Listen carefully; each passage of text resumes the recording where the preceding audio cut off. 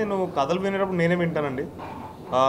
నాకు ఏదైనా కథ చాలా నచ్చింది అంటే దాని తర్వాత నేను దాన్ని ఒకసారి అమ్మా నాన్నకి ఒక ఒపీనియన్, ఎందుకంటే వాళ్ళ ఇండస్ట్రీలో ఇన్ని సంవత్సరాల నుంచి ఉన్నారు కాబట్టి వాళ్ళ ఎక్స్పీరియన్స్తో వాళ్ళ జడ్జ్మెంట్ని కొంచెం తెలుసుకోవడానికి వాళ్ళ ఒపీనియన్ తీసుకుంటానండి.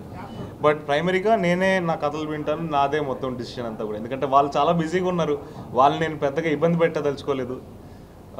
సో వాళ్ళ జడ్జ్మెంట్ కోసం వాళ్ళ ఒపీనియన్స్ అడుగుతాం అంతే. సార్ పోస్టర్ లో ఒక పిక్చర్ కి మీరు పెట్టిన టైటిల్ కి సార్ కంపారిజన్ అనేది కొంచెం అర్థం కాకుండా ఉంది. ఈ పోస్ట్ దీని గురించి అంటున్నారండి.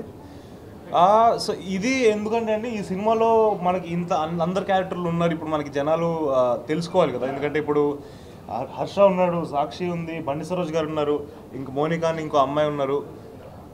సో వీళ్ళందరూ సినిమాలో ఉన్నారు అని జనాలకి తెలియడానికి పోస్టర్ రాసి పెట్టామండి. మోగ్లీ అనే టైటిల్ సినిమాలో అయితే జస్టిఫికేషన్ ఉంది, ఎందుకంటే మనకి మోగ్లీ అన్న పేరు ఏంటంటే జంగిల్ బుక్ అని ఒక కామిక్, ఇంకా ఒక పుస్తకం ఉండేది దానికి 90s కిడ్స్కి అందరికీ బాగా పరిచయమైన పేరు అది. సో దాంట్లో ఏంటంటే వాడు అడవిలో వాడు సొంతంగా ఉంటూ ఉంటాడు, వాళ్ళ ఏదో జరుగుతుంటుంది.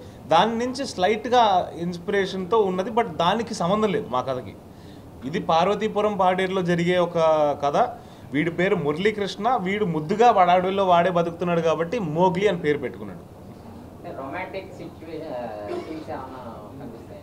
రొమాంటిక్ అంటే అండి చాలా నీట్గా జుప్సాకరంగా లేకుండా చాలా అందంగా ఉండే రొమాన్స్ అయితే ఉండబోతుంది. మీరు సందీప్ సినిమాలో కలర్ ఫోటోలు ఎలాగైతే చూసారో చాలా పవిత్రంగా ఒక సీన్ ఉంటుంది.